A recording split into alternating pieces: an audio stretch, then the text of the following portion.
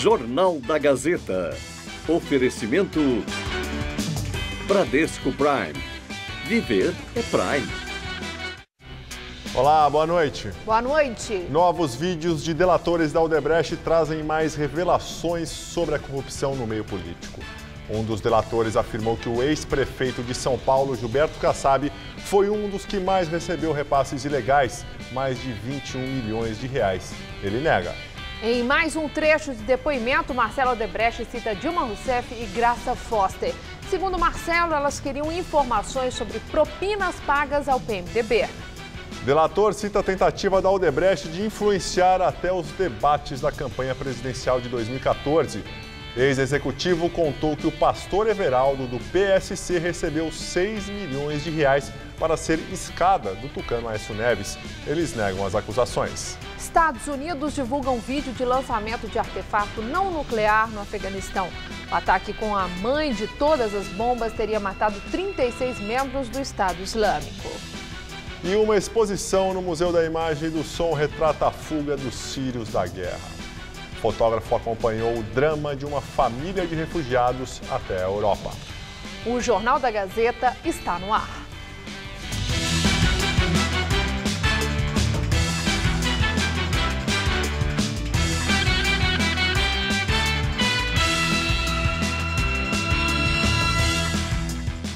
E continuam vindo à tona os vídeos das delações de ex-executivos da Odebrecht. Todo esse material teve o conteúdo liberado pela Justiça. Num dos vídeos, Marcelo Odebrecht diz que a ex-presidente Dilma Rousseff e a ex-presidente da Petrobras, Graça Foster, o questionaram sobre propina ao PMDB. Na delação, o empreiteiro disse que conseguiu um contrato de 825 milhões de dólares com a Petrobras e, para isso, acertou uma propina de 5%. 4% iam para o PMDB e 1% para o PT. Marcelo disse que foi questionado sobre a propina em reunião com Dilma Rousseff e com Graça Foster em 2012. O encontro teria ocorrido em um hotel na Zona Sul de São Paulo. Segundo o delator, Graça Foster havia telefonado perguntando se era verdade que a empresa estava pagando propina para o PMDB. Ela e Dilma queriam saber quem eram os destinatários. Quando eu coloquei o assunto do PT, eu desarmei tanto ela quanto Graça, do ponto de vista de que eu desarmei, apesar de que eu não acho que as duas estavam envolvidas, não sabiam, mas na hora que eu coloquei, desarmei a questão, como é que elas iam conduzir esse assunto aqui para ver se o partido delas estava envolvido. As citações contra Dilma e Graça Foster foram enviadas para outras instâncias do Judiciário que vão decidir sobre a abertura de investigação ou o arquivamento, pois as duas não têm foro privilegiado. Dilma nega as acusações. Segundo ela, o empreiteiro falta com a verdade. Graça Foster não quis se manifestar. E segundo Cláudio Melo Filho, o ex-executivo da Odebrecht, o senador Romero Jucá, que é presidente do PMDB, recebeu cerca de 16 milhões de reais para atuar em favor da empreiteira no Congresso Nacional. Segundo Cláudio Melo Filho, Romero Jucá era o político com o qual ele tinha maior relacionamento. Ele tinha atenção pela empresa e resolvia os assuntos, entendeu? Então, se você está resolvendo um assunto através de uma pessoa, qual o motivo vai levar a procurar outra? Na delação, ele detalhou o pagamento de cerca de 16 milhões de reais ao PMDBista. Ele cita a aprovação de medidas provisórias como contrapartida aos pagamentos feitos ao senador. Jucá aparecia nas planilhas da Odebrecht com o codinome Caju. Primeiro a gente tem que fazer um divisor de águas aí. Tem um assunto que está na minha colaboração, que diz respeito a Henrique Valadares. Está bem claro na minha colaboração, que é um assunto da ordem de 6 milhões de reais. Entendeu? Que é do assunto que Henrique Valadares tratou com o senador Romero Jucá ou com quem quer que seja. Eu não sei com que ele tratou. Ele apenas pediu a mim, a Carvalho, que comunicasse ao senador que haveria esse pagamento. O resto tem essas discussões das medidas provisórias e que deve ter aí somado algo em torno de, ao longo desse tempo todo, 15, 16 milhões de reais durante os períodos supostamente eleitorais. Esses valores foram o que o senhor intermediou? Foi o que eu discuti com ele, sim.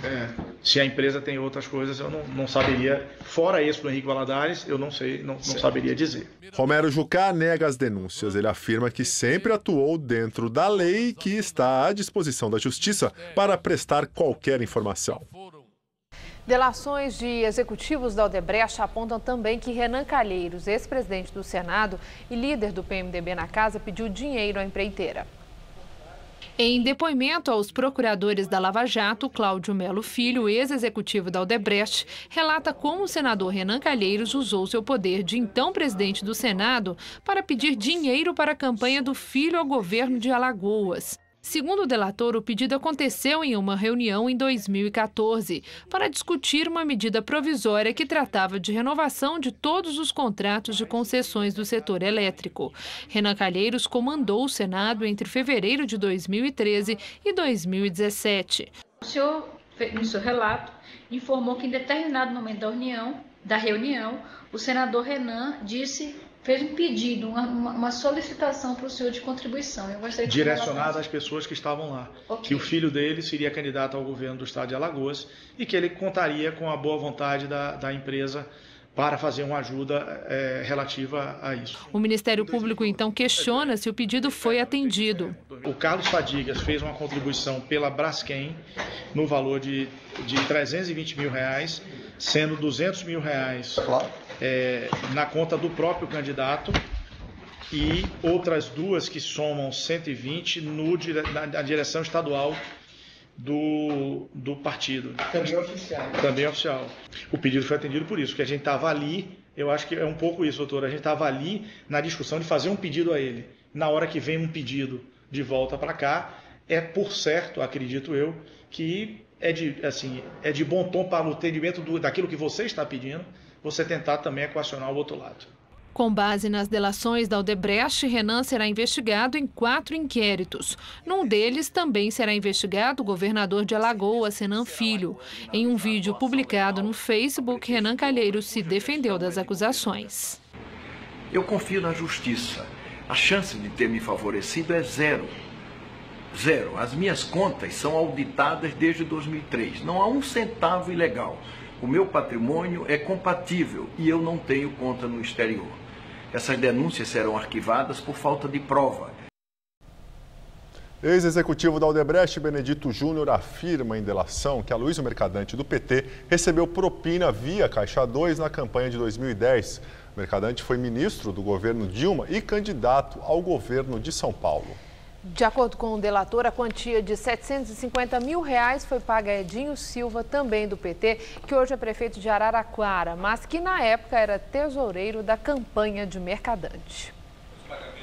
No depoimento, Benedito Júnior disse que Edinho Silva, que ocupou a Secretaria de Comunicação Social do governo Dilma e também foi tesoureiro de campanha da petista em 2014, teve 2 encontros com o ex-diretor Carlos Armando Pascoal para tratar do Caixa 2 à campanha de Aloysio Mercadante, que em 2010 concorria ao governo de São Paulo. Era uma pessoa relevante do Partido dos Trabalhadores em São Paulo. E era a pessoa que estava coordenando a captação de recursos para o Dr. Aloysio Mercadante. Eu dei autorização expressa para a contribuição e as contribuições foram feitas por meio de Caixa 2. A pessoa do Edinho Silva fez o contato por telefone, posteriormente ele e Carlos Armando fizeram 2 encontros, um em São Paulo e o outro em Araraquara. Foi pedido R$1 milhão, nós encontramos no sistema pagos R$750 mil. Benedito Júnior explicou aos procuradores que o dinheiro foi doado a pedido de Edinho Silva e tinha como objetivo garantir acesso ao candidato caso ele ganhasse a disputa. A Alckmin ganhou a eleição no primeiro turno. A doação a Mercadante foi registrada nas planilhas da Odebrecht sob o pseudônimo de Aracaju. A gente tinha uma avaliação clara de que a probabilidade de tirar o governo do Dr. Alckmin era grande, então a gente não ia procurar uma pessoa que não tinha probabilidade grande de ganhar. Se você não ajudasse um determinado candidato a um cargo eletivo executivo, provavelmente você teria muita dificuldade em ter uma agenda, qualquer que fosse ela. Então o Carlos avaliou ele como responsável pela operação em São Paulo, que era importante não deixar de doar para o Dr. Aloysio. Nessa eleição especificamente, o diretor superintendente de São Paulo, Carlos Armando, todas as pessoas que ele fez doação em São Paulo, ele adotou nome de cidades do Brasil. Então, tem Aracaju, tem Belém, que foi o nome que ele usou para doar o Dr. Geraldo Alckmin, um outro relato que nós já fizemos. Ele adotou uma lógica de fazer. Em nota, a assessoria de Mercadante disse que ele desconhece o teor das acusações e acrescenta que as contribuições para as campanhas do ex-ministro sempre ocorreram dentro da legalidade. Já o prefeito de Araraquara, Edinho Silva, alega que não conhece e nunca esteve com nenhum dos delatores que citaram o nome dele. O petista afirma ainda que todas as arrecadações financeiras durante campanhas eleitorais das quais ele participou foram declaradas e aprovadas pela Justiça Eleitoral. Direto de Brasília, Josias de Souza fala sobre as delações da Odebrecht e o impacto na política nacional. Ao escancarar a evidência de que a política brasileira tem código de barras e estava na prateleira para ser comprada por organizações como a Odebrecht, a Lava Jato aguçou o instinto de sobrevivência dos políticos brasileiros. Para entender os próximos lances da crise, você deve prestar atenção em dois movimentos. Temer dirá aos parlamentares que seu governo e o país não têm futuro se o Congresso não aprovar as reformas trabalhista e da Previdência. E os congressistas, fingindo que não têm passado, tentarão apressar uma pauta que lhes permita surfar no mar de lama.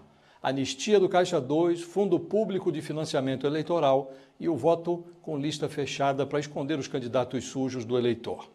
Os dois lados têm pressa. Depois que as delações da Odebrecht ganharam o noticiário, os relógios de Brasília já não têm ponteiros, mas espadas.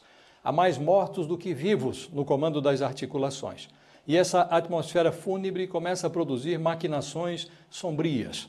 Um grupo de deputados ameaça levar as reformas do Planalto em banho-maria se o governo não demonstrar empenho pela aprovação do kit de salvação dos mandatos ameaçados. O Planalto fará na terça-feira um teste de prestígio. Temer convidou para um café da manhã no Palácio da Alvorada todos os deputados do condomínio governista. Na ponta do lápis são 411 dos 513 deputados. Se comparecerem 300, o presidente soltará fogos. O número mínimo para aprovar uma emenda constitucional na Câmara é de 308 votos. O governo talvez devesse evitar a divulgação de imagens desse café da manhã. Haverá na mesa uma profusão de autoridades e parlamentares sob investigação. A exposição da cena pode passar a ideia de um abraço de afogados. Boa noite. E ainda nesta edição você vai ver outros vídeos das delações de ex-executivos da Odebrecht. Em pleno feriado, a ONG Teto reuniu moradores e voluntários para a construção de casas na zona leste de São Paulo. As residências são feitas de madeira em um esquema de mutirão. Cada uma custa cerca de R$ 5.500 e o morador paga R$ 200 pela moradia. Hoje o dia foi de muito trabalho para essa turma aí. Ninguém quis saber de feriado. Em pouco tempo, a viela na comunidade Souza Ramos, no extremo da Zona Leste, já estava lotada de voluntários. Cada um com uma função específica. Tem o pessoal de obras, da limpeza, da pintura. E as casas de madeira pré-fabricadas, aos poucos ganham cores e se transformam em moradias para quem vive nesta região pobre da capital paulista. Você olhar e ver que a pessoa ela tem uma casa de emergência e que ela sabe que a partir disso ela tem que fazer planos para tentar melhorar a condição de vida dela, né? Então, isso é muito gratificante assim pra gente. As casas são montadas a cerca de 50 centímetros do chão para evitar as inundações. O espaço é pequeno, tem em média 18 metros quadrados, suficiente para dar às famílias um pouco de dignidade. O projeto é desenvolvido pela organização internacional Teto, que surgiu em 1997 com um grupo de estudantes do Chile e se espalhou por vários países da América Latina. Nestes 10 anos da ONG aqui no Brasil, os voluntários já construíram mais de 3.000 moradias de emergência, beneficiando milhares de famílias que não tinham sequer um teto para se abrigar. E a cada mutirão como este, esse sentimento de solidariedade se renova, mostrando que o trabalho não vai terminar. A gente busca fazer um trabalho concreto, que realmente faça a diferença na vida das comunidades, na vida das famílias. E o que a gente faz é trabalhar em conjunto, né? Então a gente envolve todos os moradores, a ideia é que eles próprios liderem os processos, os projetos. Dona Maria do Carmo perdeu numa enchente o barraco onde vivia com os 4 filhos e a netinha. Hoje recebeu uma das 13 casas que foram construídas pelos voluntários. Para mim é bom, né? Porque eu não tenho condição de pagar aluguel, não tenho condição de ter uma casa boa, né? E aqui é onde parar o sol e a chuva dos meus filhos. Aqui não chove dentro, quando dá enchente não entra água. Primeiramente Deus, segundo essa casa. O feriado começou nublado para a gente aqui em São Paulo, mas à tarde tivemos algumas aberturas de sol e a máxima chegou aos 24 graus. E parece que o fim de semana vai ser de sol. A Mariana Armentano traz os detalhes da previsão.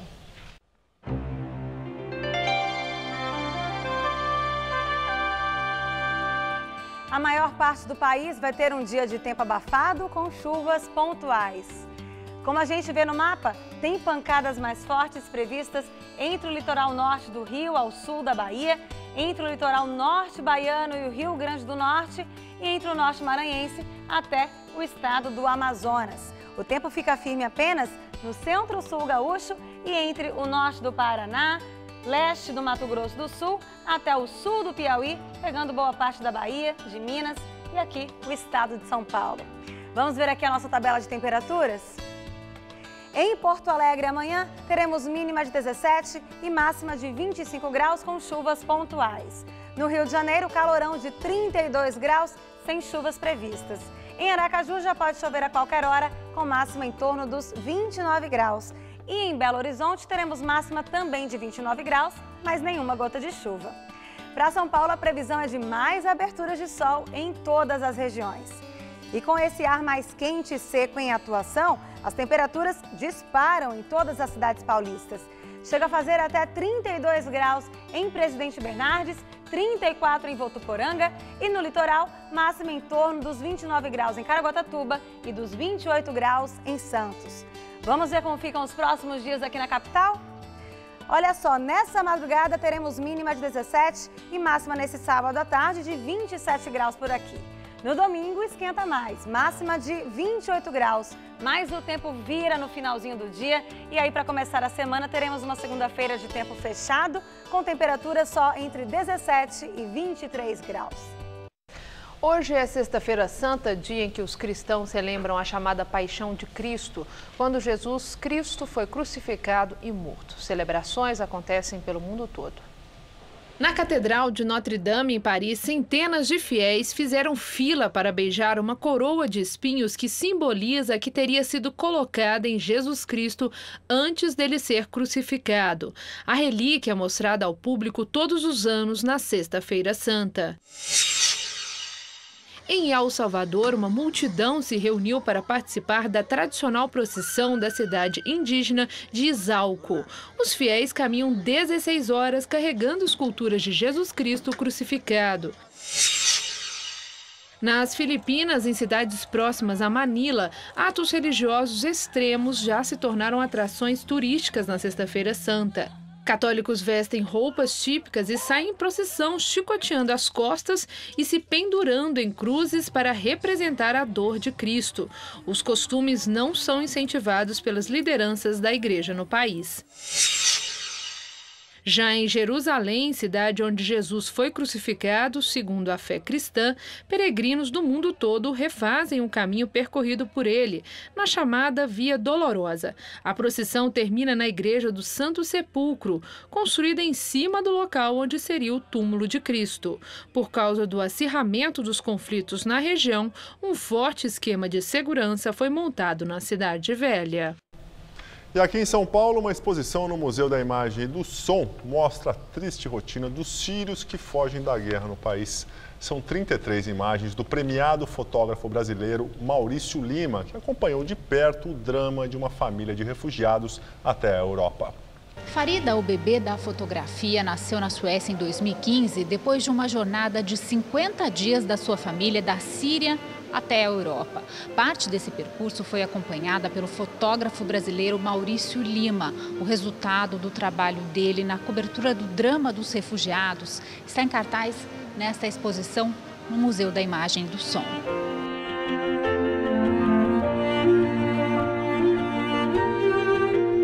São 33 fotografias que trazem cenas da vida e da morte em campos de refugiados e no percurso dessas pessoas em busca de paz longe dos conflitos.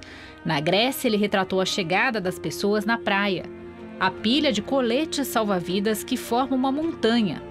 Já na Europa, as longas caminhadas, o improviso dos acampamentos, o preconceito e a falta de acolhida. Maurício Lima é freelancer e colabora frequentemente com o jornal New York Times. Ele foi o primeiro brasileiro a ganhar o Pulitzer, um dos mais importantes prêmios do jornalismo mundial, pela cobertura da crise dos refugiados no Iraque, Síria e Afeganistão. Por quase um mês, ele acompanhou a viagem da família síria Majid até a Suécia, enquanto Farida ainda estava na barriga da mãe. Nas imagens, ele revela o cotidiano da viagem, que choca e emociona. É difícil imaginar que um país está sendo bombardeado, porque é como se as pessoas não soubessem conversar, só através da violência e da exterminação. No final dessa exposição, o visitante é convidado a caminhar pelo feno, ouvir sons que foram captados nos campos de refugiado e deixar aqui uma mensagem, uma fotografia. É inaceitável acreditar que a gente deixe isso acontecer.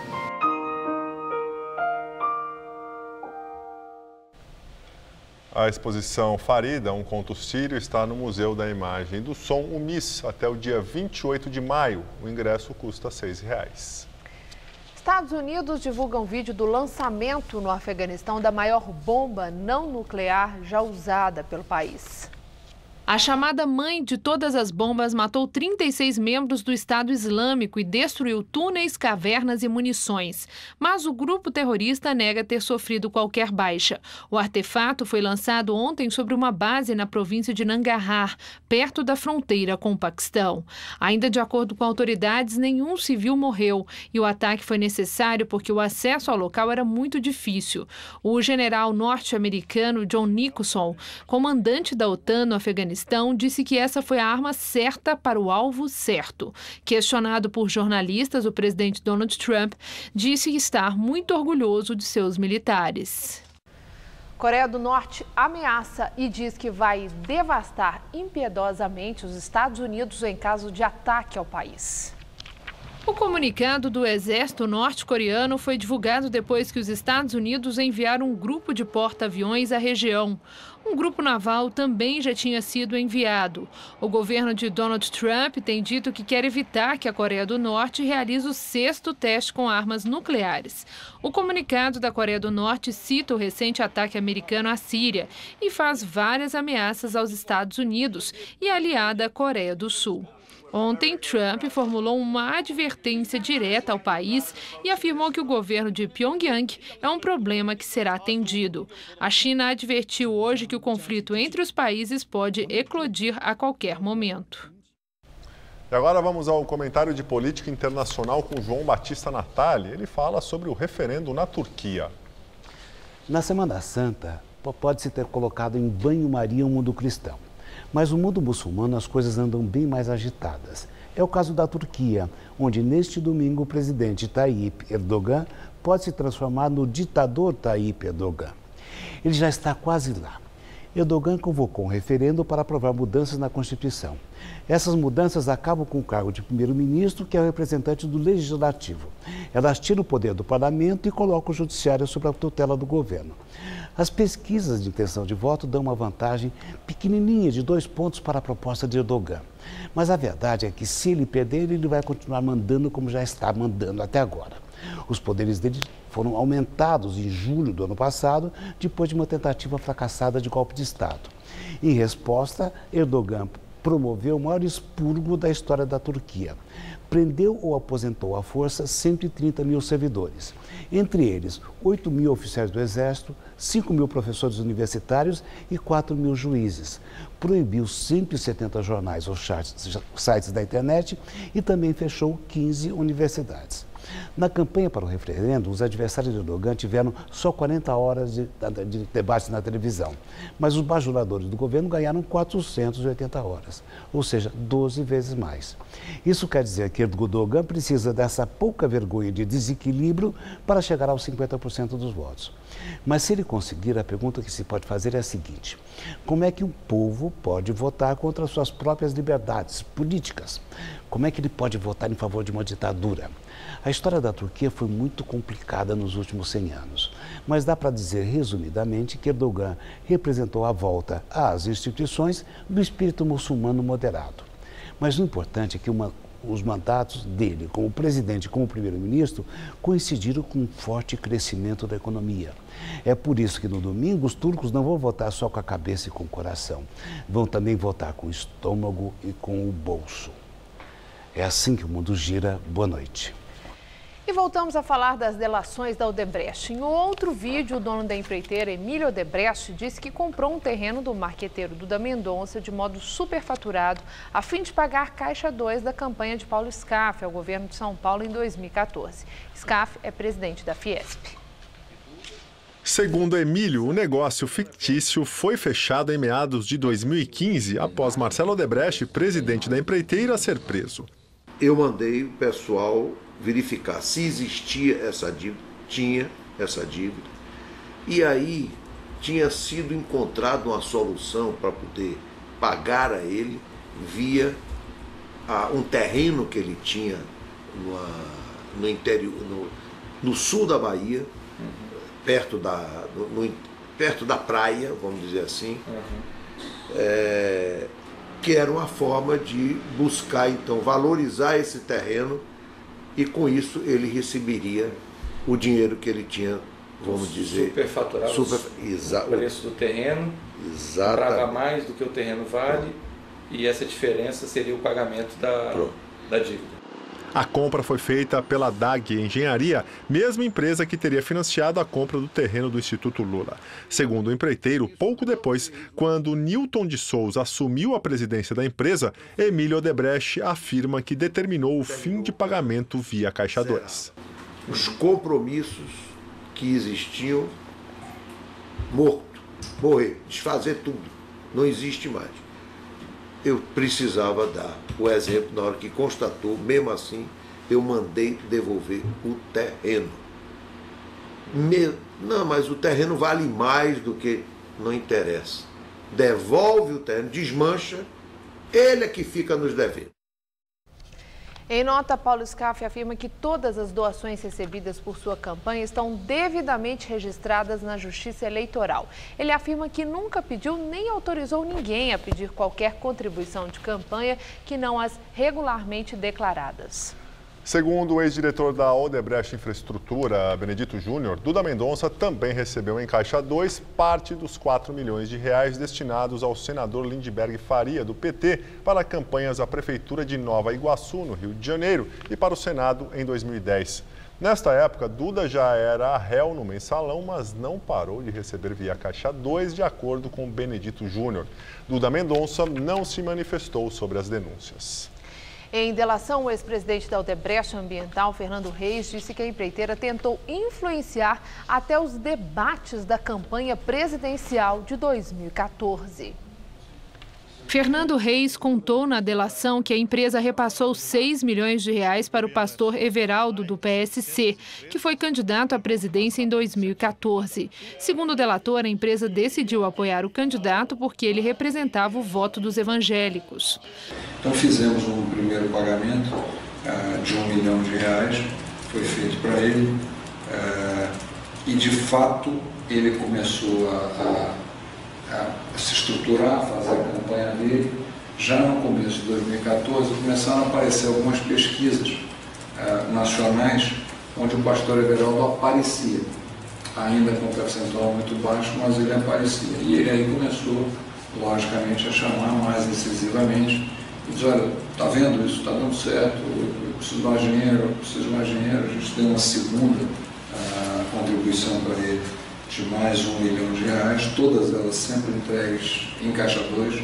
Mas o ex-executivo contou que depois da entrada de Marina Silva na disputa, após a morte de Eduardo Campos, a empresa concluiu que o pastor Everaldo não tinha muito mais a oferecer.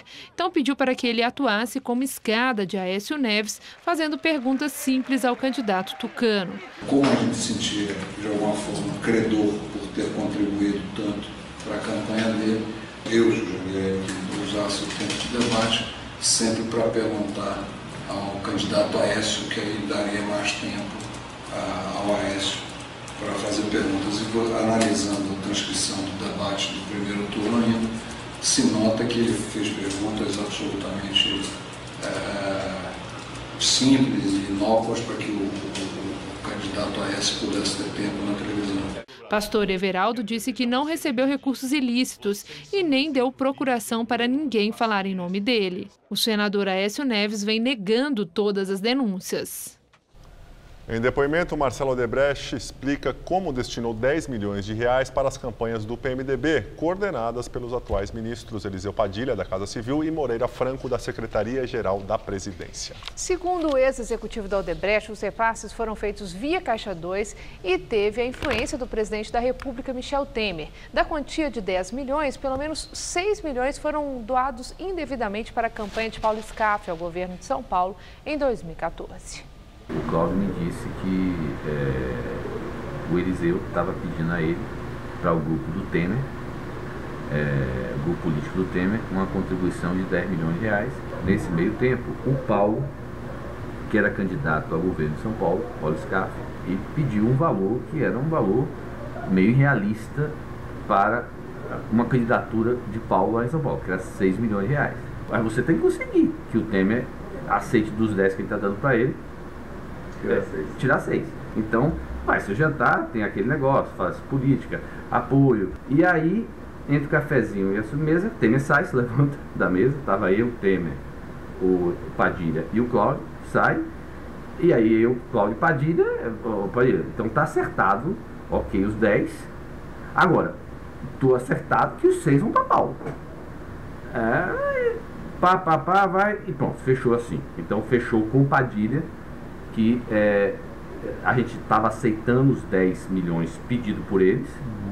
Temer nunca mencionou para mim os 10 milhões, mas obviamente que o jantar ele sabia, mas nunca mencionou o valor. Segundo o delator Benedito Júnior, o ex-governador do Rio, Sérgio Cabral, do PMDB, e o ex-prefeito de São Paulo, Gilberto Kassab, do PSD, lideram o ranking de recebimento de repasses ilegais.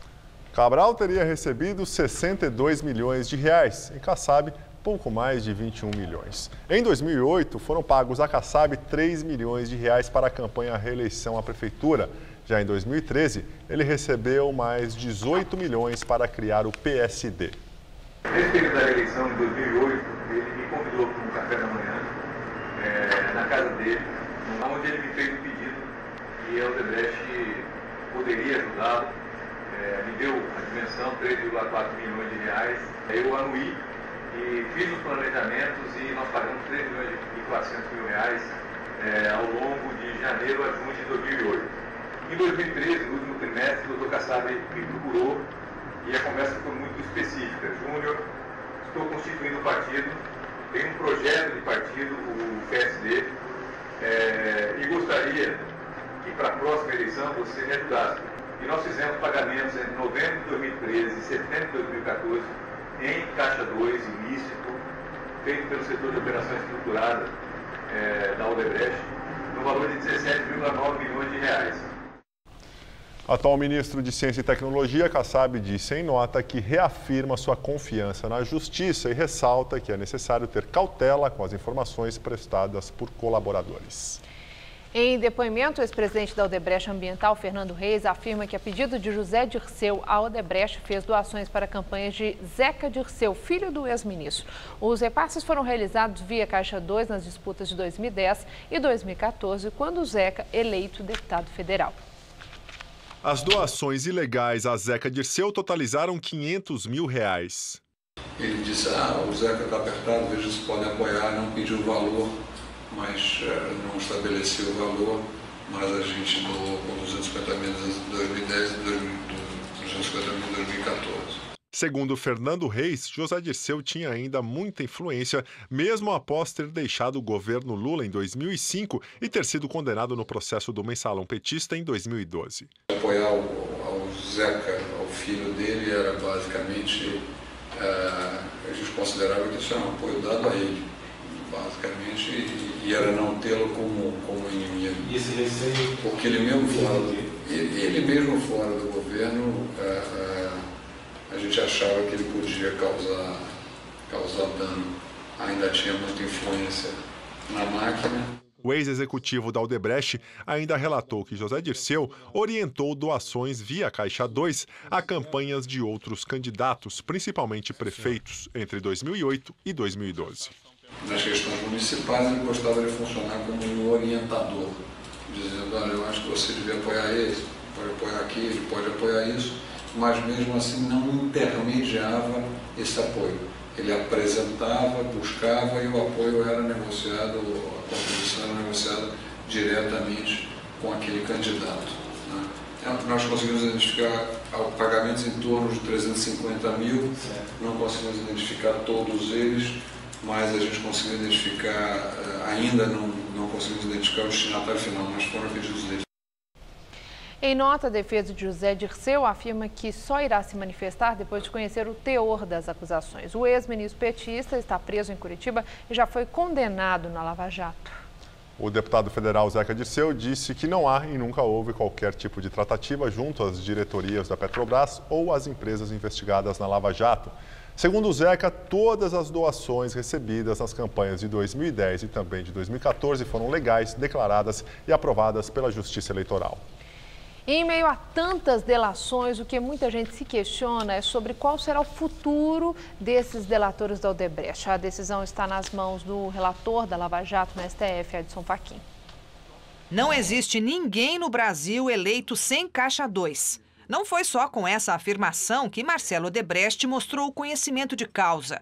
O herdeiro da empreiteira descreveu com detalhes como se davam as relações entre políticos e empresários brasileiros.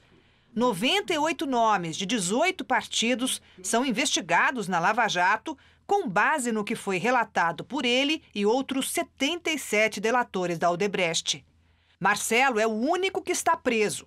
Pelo que foi acertado com os procuradores da Força Tarefa, ele vai cumprir 10 anos dos 19 a que foi condenado. Atrás das grades mesmo, só 2 anos e meio, prazo que termina em dezembro, quando deve ser libertado. Depois, continua preso em casa, pelo mesmo período, usando tornozeleira eletrônica. Nos 2 anos e meio seguintes, vai poder trabalhar fora durante o dia. Nos últimos 2 anos e meio, só vai precisar ficar em casa no fim de semana. Já o patriarca da empreiteira, Emílio Odebrecht, ao admitir os crimes e mostrar os esquemas, ganhou o direito de cumprir pena em regime domiciliar. Ainda está livre porque atuava como fiador dos acordos com a Força Tarefa da Lava Jato e ficou de eliminar as práticas de corrupção na Odebrecht, segundo o que foi combinado com os investigadores. Os outros 76 delatores, ex-funcionários e alguns que ainda são executivos da Odebrecht, com punições mais leves, também devem cumprir a pena em casa. O que ainda é incerto é a data de quando isso vai acontecer. Pelo acordo, o cumprimento das penas deveria ter começado quando o Supremo homologou as delações no fim de janeiro. Por outro lado, parte do meio jurídico defende que só o acordo de delação premiada com a Procuradoria-Geral da República não basta. É preciso que todos sejam condenados pela Justiça. A decisão e o futuro agora dos delatores está nas mãos do ministro relator da Lava Jato no Supremo, Edson Fachin. E as delações da Odebrecht mostram que pelo menos metade dos estádios que foram construídos para a Copa de 2014 tem suspeitas de irregularidades. A Procuradoria-Geral da República pediu ao relator da Lava Jato no STF, o ministro Luiz Fachin, que encaminhe as petições envolvendo os estádios do Maracanã, Mané Garrincha de Brasília, a Arena Pernambuco em Recife, a Arena Castelão em Fortaleza e a Arena Amazônia em Manaus. As outras instâncias judiciais. Um inquérito relacionado à Arena Corinthians segue em sigilo no STF. Em 4 estádios, há relatos de que construtoras combinaram valores para vencer as licitações. E agora vamos às notícias do esporte com Gabriel Cruz e Celso Cardoso. Logo após o esporte, você assiste uma entrevista de Maria Lídia Flandoli com o sociólogo Brasílio Salum. O São Paulo perdeu em casa para o Cruzeiro na primeira partida da 4ª fase da Copa do Brasil. É isso mesmo, Celso? Isso, Gabriel. São Paulo se complicou ontem no torneio ao perder por 2-0 em pleno Morumbi. O time Rogério Ceni agora vai precisar de quase um milagre na partida da semana que vem em Belo Horizonte para avançar às 8ª de final. Veja os gols. O primeiro gol no Morumbi foi marcado contra. Numa cobrança de falta do Cruzeiro, o atacante Lucas Prato tentou tirar de cabeça e botou a bola dentro do gol. 1-0 Cruzeiro. Numa outra cobrança de falta da equipe mineira, o ex-São Paulino Hudson se adiantou e marcou o dele, definindo o placar. Final, São Paulo 0, Cruzeiro 2. Pela Libertadores da América, Atlético Mineiro e Botafogo venceram suas partidas ontem e seguem bem na competição. Pois é, o Atlético Mineiro goleou o Sport Boys da Bolívia em casa e o Botafogo do Rio de Janeiro venceu o Atlético Nacional, atual campeão da competição, lá na Colômbia. Veja os gols. Jogando fora de casa, o Botafogo passou pelo atual campeão do torneio, o Atlético Nacional da Colômbia. Camilo fez o primeiro. Na sequência, Guilherme fechou a vitória do time carioca, que chegou aos 6 pontos no Grupo 1. Na próxima rodada, o time carioca disputa a liderança da chave com os equatorianos do Barcelona de Guayaquil. No estádio Independência, em Belo Horizonte, Robinho marcou o primeiro gol do Atlético Mineiro logo aos 4 minutos de jogo. Só que o Sport Boys complicou a vida do time de Roger Machado. O cruzamento da esquerda, Tenório escorou de cabeça e empatou. No segundo tempo, o Messidoro, também de cabeça, virou o placar, deixando o Atlético numa situação complicada. Mas a partir daí, aos 26 minutos, as coisas começaram a mudar com Fred entrando em cena para empatar o jogo. 3 minutos depois, Elias deixou o camisa 9 com o gol aberto para virar a partida, 3-2. E tinha mais Fred, agora contando com a sorte. Ele apareceu na segunda trave, cabeceou, a bola pegou no zagueiro e entrou. 4-2 Atlético. E nos acréscimos, adivinha? Mais um dele, chute da entrada da área e Fred na rede. Vitória do Atlético Mineiro por 5-2. E neste final de semana começam as disputas de semifinal do Campeonato Paulista. Os jogos serão no domingo, né, Celso? Exatamente. 4 da tarde tem Palmeiras e Ponte Preta em Campinas, enquanto São Paulo recebe o Corinthians no Morumbi às 7 da noite. Os 4 times estão focados para esses jogos decisivos. Apostando na superação, a Ponte Preta promete dificultar a vida do Palmeiras e manter vivo o sonho do inédito título do Paulistão. Para isso, o time de Campinas aposta no vice-artilheiro do campeonato, o William Potker, que marcou contra o Santos e fez a diferença nas quartas de final. No Palmeiras, o clima é de descontração e muita brincadeira entre os jogadores após a vitória na raça na Libertadores durante a semana. O técnico Eduardo Batista, que já treinou a Ponte Preta, aposta no entrosamento do elenco alviverde para anular o time de Campinas. Eles vão vir com tudo, é uma chance, né, muito grande de eles buscarem um título paulista que eles ainda não têm. Então eles vão vir para o jogo da vida deles, com sangue no olho, com todos os adjetivos que a gente possa dar. E o Palmeiras tem que entrar desse mesmo jeito. No São Paulo, que enfrenta o Corinthians domingo, a ordem do técnico Rogério Ceni é apagar a derrota de ontem para o Cruzeiro e virar a chave para o Campeonato Paulista. Escalado para a coletiva de imprensa, Rodrigo Caio disse acreditar na recuperação do São Paulo na Copa do Brasil e pediu foco e atenção no Corinthians diante da casa lotada. Tudo pode acontecer no futebol, a gente viu agora há pouco tempo. Você acreditava que o Barcelona ia passar do PSG? Entre os corintianos, a volta do meio-campista Jadson e do atacante Jô para a semifinal foi confirmada pelo técnico Fábio Carille. O Corinthians tem sofrido para abrir diferença de mais de um gol nos adversários nesta temporada. Esse nariz empinado... Ô, Celso, me permite. Bela comparação do Rodrigo Caio, hein? É um nariz muito empinado do Rodrigo Caio, né? Se ele entrar com esse espírito contra o Cruzeiro, pode até ser que o São Paulo faça alguma coisa. Mas não dá para comparar São Paulo com Barcelona. E outra coisa, São Paulo jogou muito mal ontem, essa é a verdade. Ô, Celso, o São Paulo vai chegar abalado para o jogo contra o Corinthians, né? Porque essa derrota contra o Cruzeiro, o pessoal ficou sentido. Sendo um dia a menos de preparação, com a cabeça inchada e um sistema muito parecido. O Cruzeiro do Mano Menezes é um setor defensivo muito sólido. O mesmo é o Corinthians. A melhor defesa do campeonato. Melhor defesa do campeonato. Então o São Paulo vai ter que jogar muito mais. E do outro lado da chave, Ponte Preta e Palmeiras... Palmeiras favoritíssimo, né? Inclusive a ganhar o título, né? Isso eu não discuto. Mas jogar em Campinas é carne de pescoço. Para você ter uma ideia, o Palmeiras não ganhou da Ponte Preta nessa temporada. Primeiro amistoso, tudo bem, um amistoso de pré-temporada, depois no Campeonato Paulista perdeu em Campinas por 1-0. Então o Palmeiras é favorito, sim. E o fato do Eduardo Batista já ter treinado a Ponte, isso tem alguma influência? Sim, sem dúvida. Isso facilita porque ele conhece bem os jogadores da Ponte Preta. O Gilson Klein já trabalhou no Palmeiras, mas o time do Palmeiras hoje é outro, então não é do tempo dele. Ele leva vantagem, sim. Ok, Celso, muito obrigado. Bom final de semana. Obrigado. Espero trazer gols na segunda-feira. Com certeza. Bastante gols. Tchau, tchau. Estela, é com você? A seguir, você vai ver uma entrevista feita por Maria Lídia Flandoli com o sociólogo Brasílio Salum Júnior. Até já. Se quiser dicas de Nova York, eu posso dar várias. Mas no Brasil, a minha dica é: tenha uma conta no Bradesco Prime, o meu banco. Porque lá eu tenho atendimento personalizado, consultoria de investimento e, é claro, serviços internacionais. Porque uma hora eu posso estar em um lugar. Logo depois, em outro. Bradesco Prime. Viver é Prime.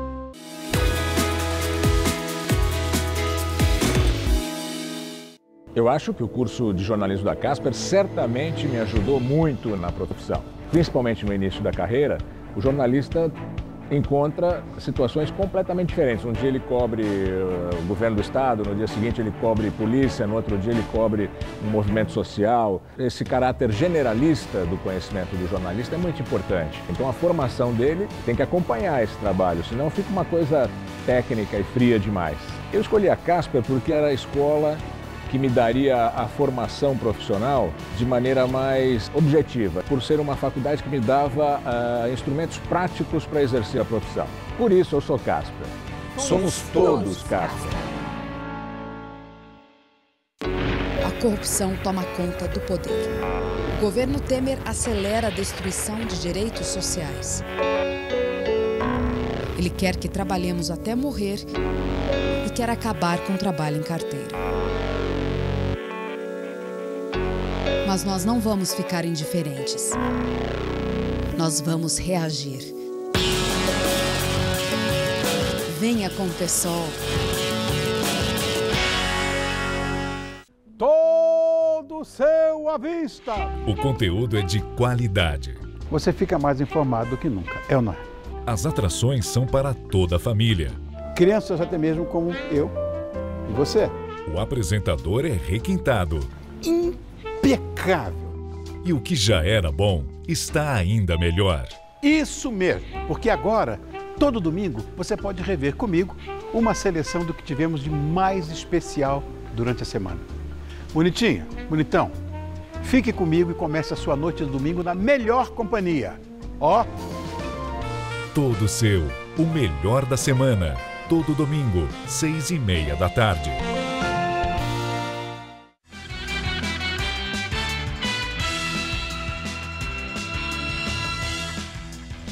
Na entrevista do dia com Maria Lídia Flandoli, a busca de saída para a descrença na política brasileira. Quem analisa as consequências da lista do ministro Fachin e da divulgação dos áudios de delatores é Brasílio Salum Júnior, professor titular de Sociologia da Universidade de São Paulo. Obrigada, professor, por estar conosco.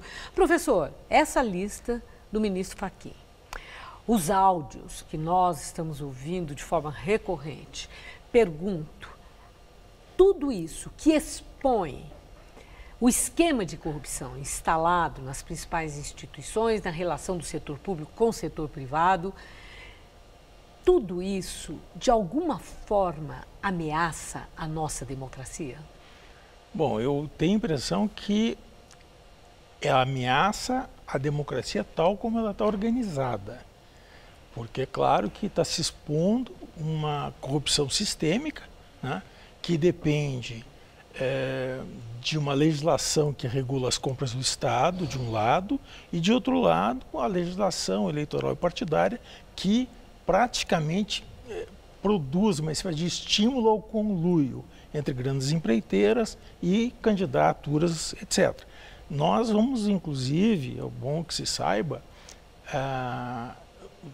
assistir a várias outras ondas de delação, porque é bom lembrar que Nós estamos apenas com a delação da Odebrecht, mas existem outras grandes empreiteiras. Mas diante do que já temos e dessa perspectiva que o senhor nos lembra, o senhor observa indicadores de risco de ruptura institucional, a possibilidade de um golpe em nome da defesa da moralidade no trato da coisa pública? Não, eu acho que não e espero que não. Eu tenho a impressão que há sim uma quantidade enorme de estímulo para a gente mudar o sistema, regular diferente o sistema de votação, o sistema de financiamento de votação e o sistema de compras do Estado, de maneira a preservar ou aumentar ou evitar que se restrinja a concorrência, né? Porque não é só a questão política, tem a questão da regulação das compras do Estado, que é importante. Agora, professor, o choque provocado por tudo isso, né, por esse desnudamento de pessoas que jamais se supôs que pudesse ter alguma coisa também, e não é que o nome delas está lá envolvido, claro, vai haver investigação, apuração dos fatos, ver o que corresponde, sim, à verdade dos fatos ou não, etc. Mas a probabilidade de que não haja nada é muito remota. Então está instalado um clima de muita desesperança, um clima antipolítico e a falta de confiança nos políticos, na política e nos partidos. O que é que pode resultar dessa descrença, professor? Olha, eu tenho a impressão que, de fato, os políticos hoje estão, obviamente, acuados, né? Eles podem continuar acuados e tentar evitar as consequências eleitorais disso o ano que vem, ou podem, eventualmente, reagir no sentido positivo, no sentido de apresentar ao país mudanças que acenem para o futuro melhor. Eu espero que isso aconteça, porque nós temos uma decisão a tomar. Nós temos, em 18, eleições gerais. Mas e aí, eleições? Pois é. Se tudo que está acontecendo é um terreno fértil para que prospere aventureiros, salvador da pátria, gente que exatamente entre nessa onda do clima antipolítico e do discurso contra políticos e política? Por isso... Isso é um risco? Claro que é um risco, eu não tenho dúvida, porque todos os partidos grandes, com as lideranças, maiores lideranças que nós conhecemos, e que inclusive fizeram bons governos, é bom que se diga que, embora tenham se financiado eleitoralmente de forma ilegal, né? Embora isso tenha acontecido, alguns deles fizeram ótimos governos. Então, vamos dizer assim, o carimbo de ato de corrupção eleitoral não implica necessariamente que a pessoa é uma espécie de demônio que sempre agirá mal, etc, etc. Então, eu acho que esse conjunto Mas de políticos... o que foi feito e requer... E vai ser penalizado. Um julgamento e que se apene, não é verdade? Não, eu não tenho dúvida quanto a isso. Só que eu acho que cabe hoje a esses políticos, que eu acho que não há outra alternativa, eles reagirem agora, ao invés de ficarem se escondendo atrás, digamos, atrás da parede, que eles venham à frente e produzam reformas, inclusive no sistema eleitoral, de modo que seja possível a gente esperar coisas melhores no futuro. Mas pelo que o senhor está vendo aí, o senhor vê como possível um grande pacto nacional das forças políticas e das lideranças, no sentido de se darem as mãos para uma transformação do sistema político e moralização no trato da coisa pública? Ou, como nós já temos percebido e observado, que eles aumentem a articulação para se protegerem, para a anistia geral e restrita de tudo aquilo que cometeram? Olha, eu tenho a impressão que essa é uma opção real, essa que você está colocando. Essa última, essa segunda é uma opção? possibilidade. Embora eu ache que, dado a enorme, digamos, o enorme desagrado e até revolta popular em relação desde que houve a revelação e tal, surgindo as várias revelações, eu acho muito difícil que se consiga produzir um pacto desse tipo. Eu acho, pelo contrário, que haverá tendência de no fundo, escapar desse problema produzindo coisas novas. E boas. E boas. E boas. E boas para que... Veja, nós estamos numa situação complicada, porque qualquer político que nós elejamos em 1918 terá que ter um mínimo de credibilidade. Porque se não houver isso, certamente a nossa democracia vai começar de fato a correr riscos. Eu acho que agora não corre riscos. Ela correrá riscos se não for reformada. Ok. É isso. Professor, eu agradeço muito seus esclarecimentos muito importantes para a reflexão de cada um de nós, no sentido de entendermos com mais clareza a complexidade desse quadro que envolve toda a política, o universo político nacional e as relações do setor público com o setor privado. Muito obrigado, uma boa noite. Obrigado a você. O Jornal da Gazeta termina aqui. A edição de hoje pode ser vista no site do Jornal da Gazeta e nós voltamos novamente no Jornal da Gazeta, edição das 10. Uma boa noite para você. Até às 10.